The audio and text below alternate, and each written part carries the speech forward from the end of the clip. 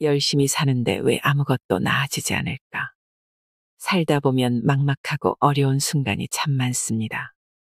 꼬여버린 인간 관계, 앞이 보이지 않는 미래, 멀게만 느껴지는 돈과 성공, 그리고 사랑까지. 열심히 살아가는 우리들의 삶을 가로막는 크고 작은 문제들 때문에 머리가 터질 지경입니다. 이럴 때 지혜로운 누군가가 뿅 하고 나타나서 이 모든 문제를 해결할 비법을 전수해 준다면 얼마나 좋을까요? 인간의 마음은 요망하고 아리송합니다. 속절없이 바뀌고 예측도 측량도 불가능합니다. 대체 어디서 불어왔는지 알 수도 없는 욕망의 파도에 휩싸여서 길을 잃고 허우적거리기 일쑤지요. 하지만 우리의 고민은 이전 세대의 누군가가 해온 고민의 되풀이일 뿐입니다. 천만다행으로 선조들이 남긴 고생의 흔적으로 우리는 마음의 지혜를 그릴 수 있을 것입니다. 오늘 소개해드릴 책은 내 삶의 기준이 되는 8가지 심리학. 김경일 교수의 마음의 지혜입니다. 유튜브 누적 조회수 1억 뷰. 김경일 교수의 최신작입니다. 사람, 성공, 돈에서 자유로워지는 마음속 지혜에 한 걸음 다가갈 수 있다면 좋겠습니다. 돈에서 자유로울 지혜. 불안을 피하고 싶은 욕망. 돈이 없을 때 인간이 느끼는 슬픔, 처량함, 불편감, 분노, 열등감은 상당 부분 불안에서 기인하는 경우가 많습니다. 심리학자들은 다양한 심리 중에서 인간이 가장 피하고 싶어 하는 심리는 불안이라고 말합니다. 불안은 참 신기한 심리입니다. 불안할 때 맞으면 진짜 아픕니다. 불안할 때 외로우면 지구상에 나 혼자 남겨진 것 같습니다. 불안할 때 화가 나면 걷잡을 수도 없고, 불안할 때 배고프면 당장이라도 아사할 것 같지요. 이처럼 불안은 인간이 느낄 수 있는 나쁜 감정을 극대화시킵니다. 불안에 관련된 연구는 상당히 많이 찾을 수 있습니다. 그래서 무엇이 불안을 확장시키는지도 쉽게 알 수 있어요. 불안은 불확실할수록 더 커집니다. 나에게 갑자기 1000억이 생겼다고 상상해 보세요. 자그마치 1000억이라니. 처음엔 신나고 좋겠지만 점점 이걸 어떻게 써야 할지 마음이 복잡해집니다. 그 돈을 어떻게 관리해야 할지, 잃어버리거나 빼앗기는 건 아닌지 마음이 조마조마합니다. 그 돈이 사라지는 것을 상상만 해도 속이 상해요. 돈이라는 건 어느 정도 양이 있으면 불안을 완화시키지만 감당하기 어려운 수준이 되면 집착과 고통, 불행이 뒤따릅니다. 그래서일까요? 부자가 되면 무조건 행복해질 거라는 사람들의 생각과는 달리 불안이라는 고통 속에서 살아가는 부자들이 많습니다. 행복한 부자를 만들어주는 위시리스트. 저는 국내나 외국에 있는 로또 1등 당첨자들을 상당수 만나보았습니다. 로또 1등 당첨이라니 평범한 사람들이 꿈꾸는 장면이겠지요. 큰 돈을 받고 큰 행복을 얻으면 좋았겠지만 실상은 그렇지 않은 분들이 더 많았어요. 여러분은 로또에 당첨되면 무엇부터 바꾸고 싶으신가요? 대부분의 로또 당첨자들이 제일 먼저 바꾼 건 배우자였습니다. 가장 가까운 사람부터 의심하는 것은 갑자기 큰 돈을 갖게 된 사람들에게서 공통으로 발견되는 현상입니다. 심리학자들은 이것을 불신의 형벌이라고 부르곤 합니다. 많은 수의 로또 당첨자들은 배우자와 헤어진 후 몇 달 안에 직계가족과 의절하고 친구들과도 연을 끊었습니다. 불신의 형벌 뒤에 지독한 외로움이 따라오는 것 또한 익숙한 수순이었어요. 원하는 돈을 얻었지만 세상에 홀로 남겨진 것 같은 고독. 대부분의 벼락부자들이 맞이하는 고통스러운 결말이었습니다. 하지만 불신의 형벌에서 벗어나 부와 행복을 함께 누리는 분들도 있습니다. 오래전부터 위시리스트가 만들어진 사람들이죠. 내 자녀가 행복한 부자로 살기 원한다면 위시리스트를 적어보게 하면 어떨까요? 여기서 위시리스트를 촘촘하게 쪼개는 행위는 행복의 빈도를 높이는 것과 관련이 있습니다. 작고 소중한 소망이 없다면 큰 돈을 벌고 비싼 소비를 해야만 비로소 만족감을 느낄 것입니다.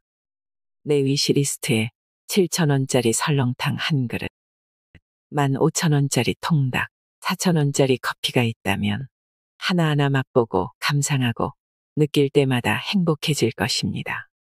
잘만 먹으면 하루에 3번이나 행복해질 수 있겠네요. 1,000만원짜리 명품 가방이라는 하나의 위시리스트보다 훨씬 이득 아닐까요? 행복을 느끼는 주체는 나고 행복한 삶을 설계하는 것 또한 나 자신입니다. 투자의 고수가 되려면 복기는 필수. 바둑 두는 분들은 이런 이야기를 하십니다. 바둑을 잘 두는 고수들에겐 비슷한 양의 재능과 열정, 훈련이 주어진다고요. 그런데 그들 중에서도 초고수에 해당하는 분들은 특별한 차이가 있다고 합니다. 바로 쉽게 이긴 경기조차 복기를 한다는 거예요. 물론 일반적인 사람들도 복기를 합니다. 예상했던 것보다 쉽게 지거나 큰 점수로 탈락하면 처절하고 냉정하게 원인을 분석하지요. 물론 그것조차 안 하는 사람도 있어요. 우리는 그들을 도박꾼이라고 부릅니다. 도박꾼이 아닌 이상 운에 기대지 않고 꾸준히 노력하는 대부분의 사람들은 자기 분야에서 실패를 교훈으로 삼습니다. 웬만큼 공부를 잘하는 학생들의 경우 90점을 예상했는데 60점이 나오면 이를 악물고 오답을 체크하곤 합니다.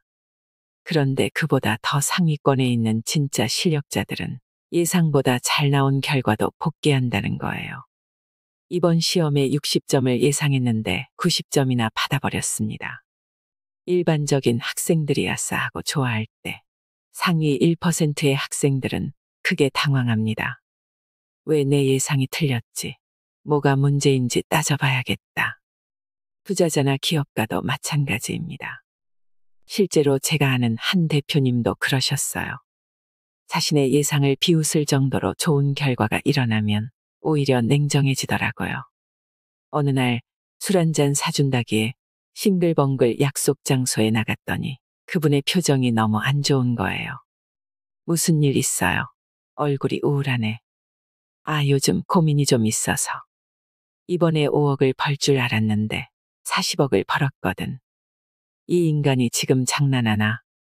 저는 순간 열이 받아 상을 엎을까 말까 고민하는데 상대의 슬픈 눈은 시간이 갈수록 차갑고 날카로워지더군요. 내가 도대체 뭘 놓쳤기에 이렇게 높은 수익률을 예상도 못했지. 왜 2배밖에 안 오를 거라고 저평가를 한 걸까? 그 냉정한 분석력이 그분의 성공 비결이라는 생각이 스쳐 지나갔습니다. 공부 잘하는 학생도 최고 경지의 바둑 기사도 최고의 부자도 마찬가지 아닐까요?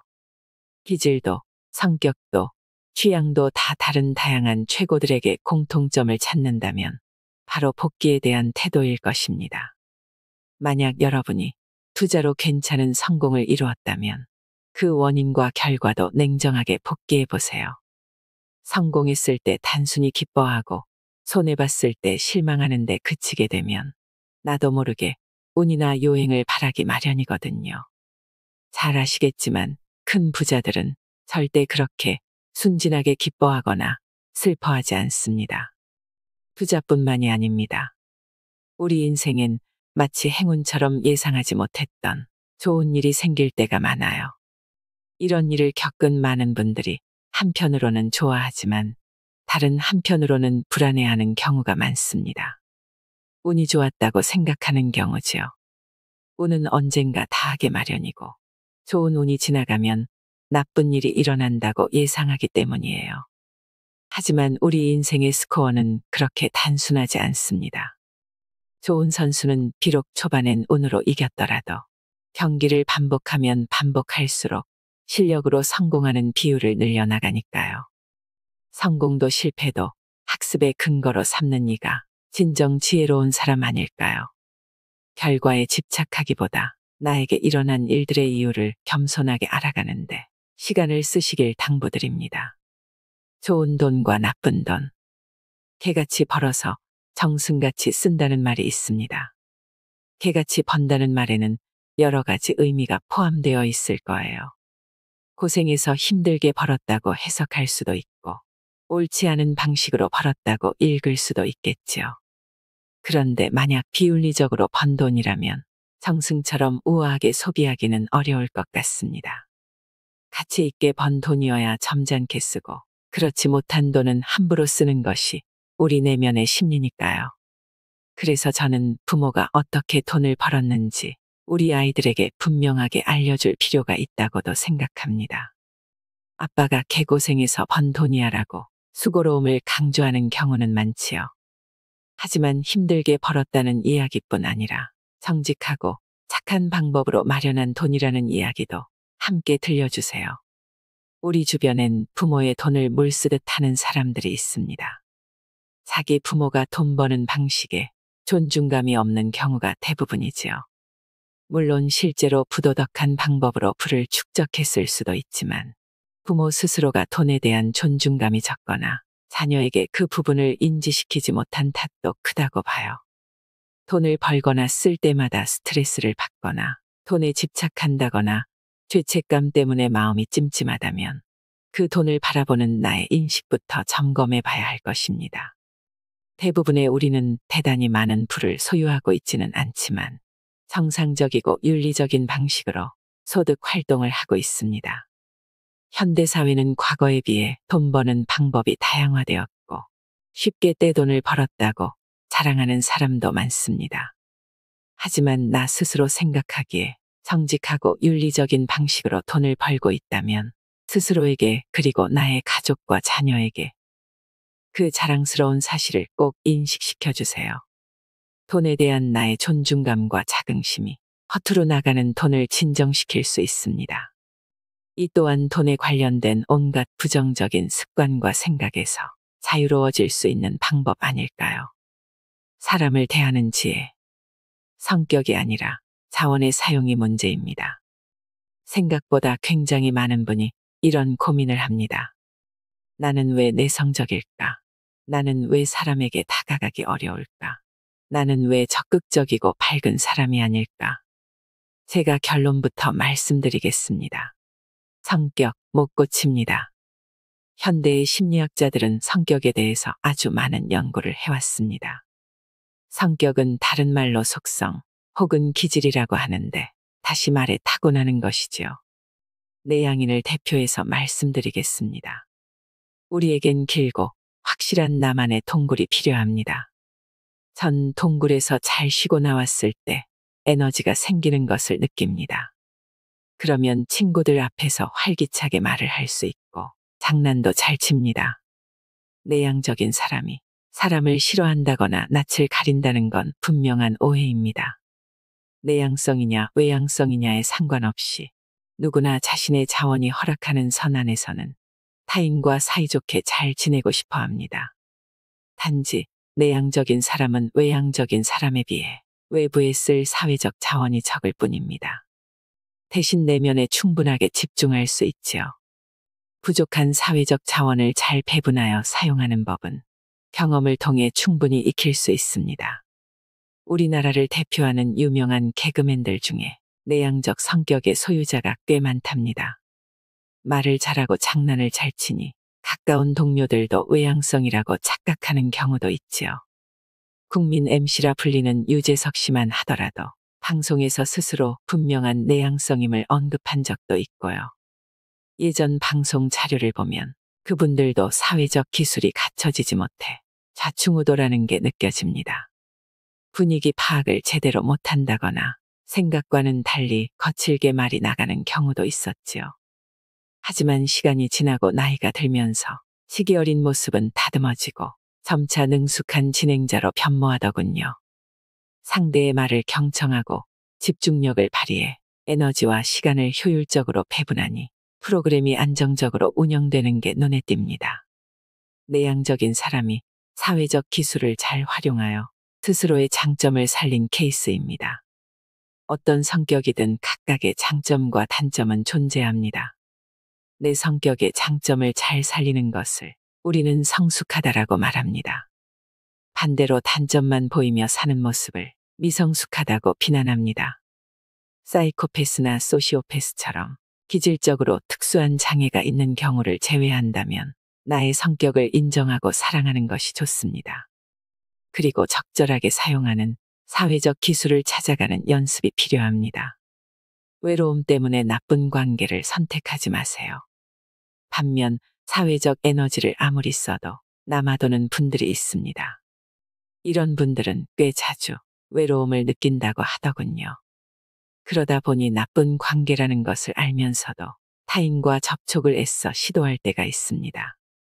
나를 유혹하는 사람, 나를 이용하려는 사람이지만 그런 사람이라도 만나 마음을 줘버리는 것입니다. 외로움을 견디다 못해 나쁜 관계로 도피한다. 정말 무릎을 탁 치게 하는 명언입니다. 저는 왜 늘 이상한 인간들만 꼬이는 걸까요?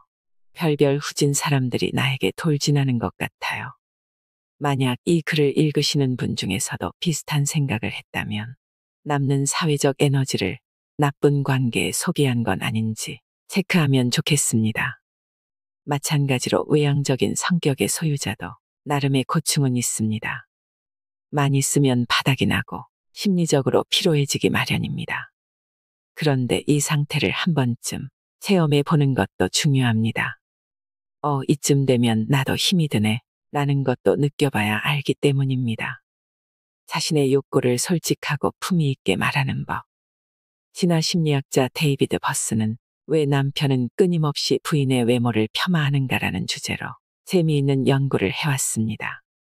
기혼자라면 꽤 공감하시는 주제일 겁니다. 꽤나 정상적이고 바람직한 보통의 남편들도 부인의 외모를 폄하하는 경우는 많으니까요. 데이비드 버스는 상대가 나를 떠날지도 모른다는 심연의 두려움이 외모 폄하로 이어진다고 밝혔습니다.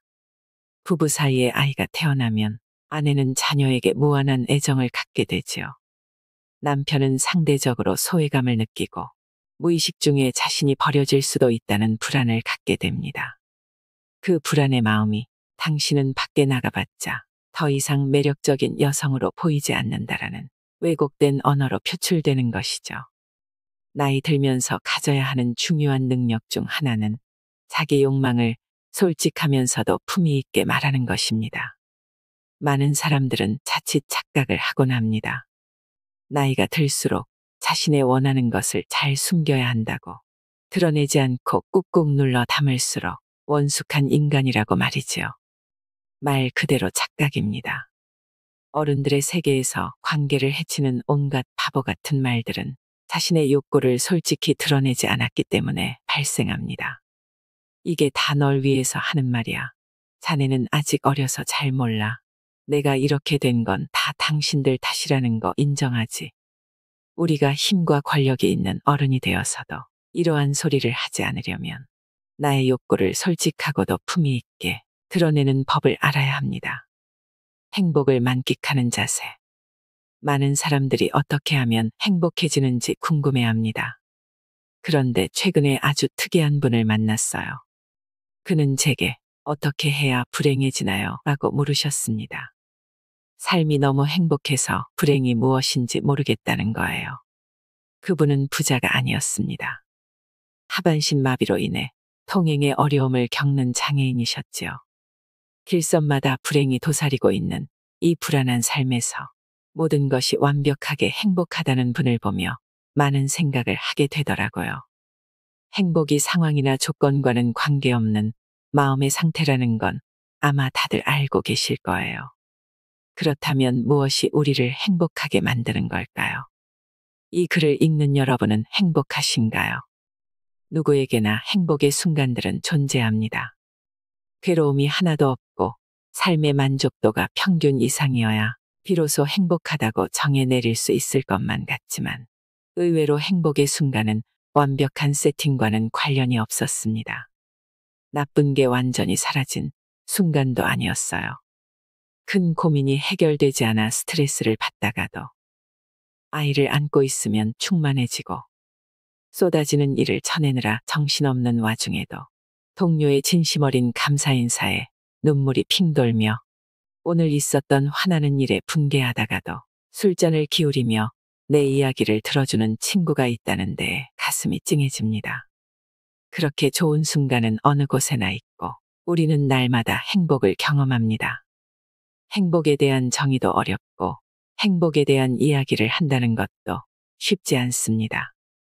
그러나 분명한 것은 행복은 나쁜 게 없는 상태가 아니라 무언가 좋은 게 있는 상태라는 것입니다.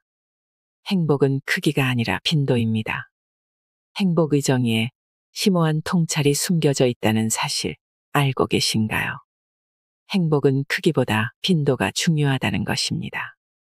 심리학을 풍월로 들어보신 분들은 아실 것입니다. 1년에 100점짜리 커다란 행복 하나를 경험하는 것보다 10점짜리 행복 10개를 경험하는 것이 더 효과적이라는 것을요.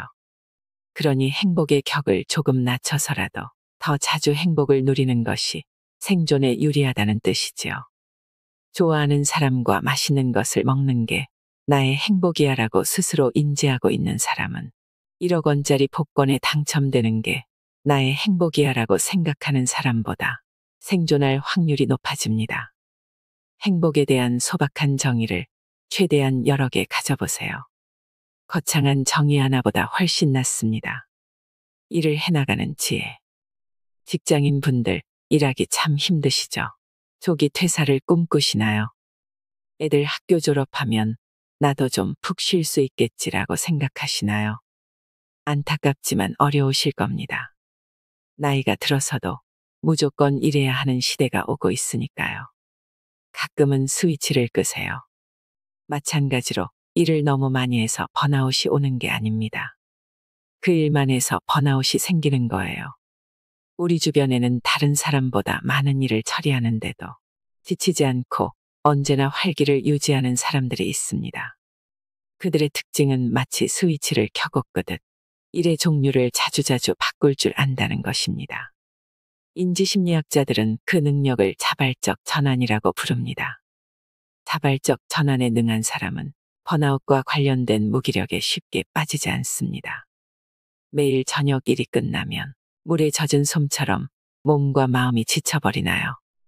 그땐 내가 일을 대하는 방식을 고민해 보세요. 한우물만 파는 게 늘 좋은 건 아닙니다. 가끔은 자발적으로 스위치를 켜고 끄는 지혜도 알아야 하니까요. 높은 목표, 겸허한 수용. 일 때문에 지치는 또 다른 이유는 결과에 대한 해석 때문입니다. 평소 심리학에 관심이 많은 분들은 아들러라는 학자의 이름을 한 번 정도는 들어보셨을 것입니다. 아들러의 심리학하면 꼬리표처럼 따라오는 말이 높은 목표, 겸허한 수용이라는 문장이지요. 그의 주장에 따르면 목표는 높게 잡는 것이 좋습니다. 쉽게 달성하고 싶은 마음에 목표를 너무 낮게 잡아버리면 해낸 이후에도 성취감을 느낄 수 없으니까요. 물론 목표가 높으면 실패할 확률도 커집니다. 목표를 80으로 잡았는데 결과는 75가 나온다면 실망할 수밖에 없지요. 그렇다고 해서 목표를 20으로 잡는 건 어리석은 행동입니다. 30 정도만 했는데도 목표를 훌쩍 넘어버리면 그는 더 이상 노력을 안 하게 되니까요. 더 많이 시도하고 더 높은 역량을 끌어올리기 위해서는 높은 목표를 세우는 게 분명히 유리하다는 이야기입니다. 목표를 달성하지 못했을 때 대부분의 사람들은 좌절합니다. 이때 필요한 것이 겸허한 수용입니다. 개인과 조직 모두 결과를 있는 그대로 받아들이고 적절한 목표로 수정 보완하는 과정이 있어야겠지요. 그것을 제대로 하지 못해 괴로움에 빠져버리면 일터는 지옥이 됩니다. 완벽주의의 폐해. 완벽이라는 언어가 가진 매력 때문일까요? 한국 사회에서는 유난히 완벽주의에 대해서 높게 평가하는 경향이 있습니다. 어유, 그 사람은 완벽주의자야 라는 말을 들으면 성격은 까칠해도 능력이 뛰어난 사람이군 이라는 생각을 하게 되지요. 하지만 심리학자들의 생각은 다릅니다. 조금 더 정화한 언어로 완벽주의를 다시 정의하자면 일에 실수가 있음을 용납하지 않는 주의거든요. 즉, 완벽주의자들은 본인이 완벽하지 않다는 것을 숨기는 사람, 스스로의 잘못을 인정하지 않는 사람이라고 볼 수 있습니다. 무엇이 우리를 완벽주의자로 만들까요? 심리학자들은 한 인간이 자라나는 과정에서 부모로부터 받은 영향력을 중요하게 생각합니다. 부잣집이든 평범한 집이든 부모가 고학력이든 달리는 말에 채찍질을 하듯 자녀를 계속 몰아세우는 거예요. 그 집 아이는 못해도 혼나고 잘해도 혼납니다. 80점을 맞으면 점수가 형편없다고 혼나고 100점짜리 시험지를 들고 가면 잘할 수 있는데 그동안 열심히 안 했다며 나무람을 듣습니다. 자신의 행동에 적절하게 칭찬과 보상을 받지 못한 아이는 처벌이 없는 상태만을 꿈꾸게 되겠지요. 이처럼 부모가 칭찬에 인색하면 아이는 반사적으로 욕을 먹지 않는 방법을 고민하고 자신이 옳다는 것을 증명하기 위해 온갖 논리를 동원할 것입니다. 이런 아이들이 자신의 실수를 용납하지 않는 완벽주의자로 성장하는 것입니다. 그렇다고 지나치게 칭찬을 남발하는 것도 좋지 않습니다. 아주 작은 일에도 경산한 것처럼 잔치를 벌이는 가정의 아이들은 나르시시즘에 빠질 위험이 있거든요. 나르시시즘은 자기애가 너무 강해서 문제가 되는 상황입니다. 자신을 드높이기 위해 남을 깎아내리기도 합니다. 이처럼 부모의 칭찬은 자녀의 심리와 인생관을 결정짓는 강력한 무기가 됩니다. 우리는 왜 아는 척을 할까? 타인에게 완벽해 보이고 싶은 욕구 때문에 많은 사람들이 빠지는 함정이 있습니다. 바로 척하는 함정이지요. 돈이 많은 척, 몰라도 아는 척, 경험이 많은 척, 습관처럼 연기를 하지요. 본인들은 이러한 태도 덕분에 타인에게 존경을 받고 부러움을 산다고 생각할지도 모릅니다.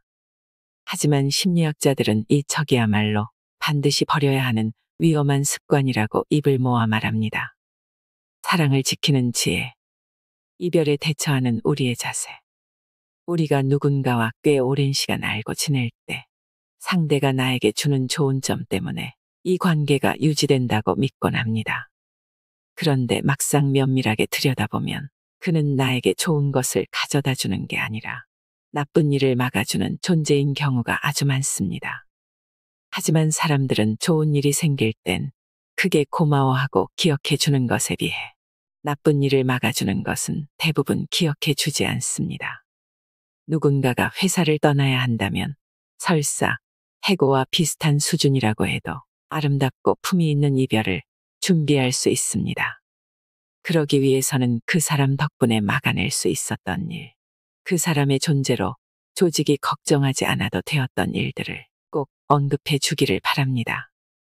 이별은 슬프고 퇴직은 섭섭하지만 최소한 오랜 시간 몸담았던 공동체가 나를 제대로 기억한다는 느낌은 줄 수 있으니까요. 연애에서도 마찬가지입니다. 사귀던 남녀가 이별을 선택하는 것은 더 이상 그들의 관계가 행복하지 않기 때문이지요. 행복하지 않다는 건 곧 서로에게 좋은 것을 가져갈 수 없다는 뜻이기도 합니다. 연애를 하는 당사자들은 그 사실을 알고 있습니다. 그래서 언제 헤어져야 하는지 누구보다 본능적으로 감지하지요. 우리가 이별의 순간 얼토당토하는 소리로 상대에게 더 큰 상처를 주지 않기 위해서는 상대에게 예의를 갖춰 고마웠던 부분을 말해야 합니다.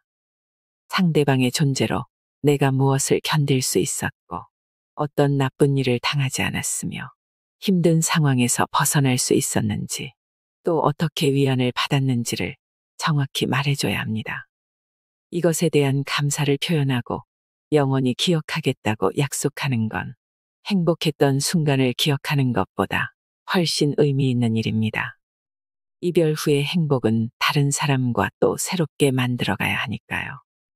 이와 같은 언급은 마음의 경계선도 만들 수 있습니다. 분명히 이별이 필요하지만 결정하지 못하는 연인들의 경우 상대방이 막아준 것들에 대한 감사를 표현한다면 서로가 끝났다는 것을 겸허히 받아들이는 데 도움이 될 것입니다. 이 사람과 함께한 연애의 의미 또한 충분히 공유할 수 있으니까요. 제가 생각하는 이별에 대한 예의는 바로 이것입니다. 성공을 꿈꾸는 지혜. 우리는 하루 중 대부분의 시간을 일하는 데 쏟곤 합니다. 학생이라면 공부가 되겠지요. 매일매일 꾸준히 성실하게 쳇바퀴를 돌리는 생활은 분명히 성공과 가까워지는 길이에요. 하지만 가끔 너무 무리했다는 생각이 들 때가 있습니다. 나의 건강도 가족도 주변의 소중한 사람도 돌보지 않고 일에 몰두하다. 어느새 돌아보면 남은 것이 없어진 것처럼 허전해지니까요. 저는 능력 있고 성실했던 사람들이 활활 타오른 뒤에 남은 잿더미처럼 주저앉는 모습을 종종 보곤 합니다. 열심히 일을 한 뒤 뿌듯함과 보람이 따라오면 상관없지만 죽어라 이래도 의미나 성취조차 느끼지 못할 때 삶의 방향마저 잃어버리는 것 같아요. 성공에 대한 자기 정의가 필요합니다. 성공하기 위해 우리가 할 일은 무엇인지, 이미 성공한 사람들에겐 어떤 특징이 있는지 수많은 자기계발서에서 이야기해 주고 있습니다. 그런데 막상 중요한 질문은 놓치고 있었던 것 같아요. 성공이란 무엇일까요? 먼저 사전적 의미부터 알아봅시다. 성공은 목적하는 바를 이룸. 성취는 그 내용이 무엇이 되었든 자신에게 중요한 일이든 아니든 무언가를 얻거나 이루는 것. 성취에 비해 성공을 설명하는 말은 아주 짧고 모호해 보입니다. 그리고 의외로 간단하네요. 사실 상당 부분 단어 속에 많은 것이 숨어 있거든요. 목적하는 바를 이뤄야 하니 목적이 없으면 성공을 할 수 없습니다.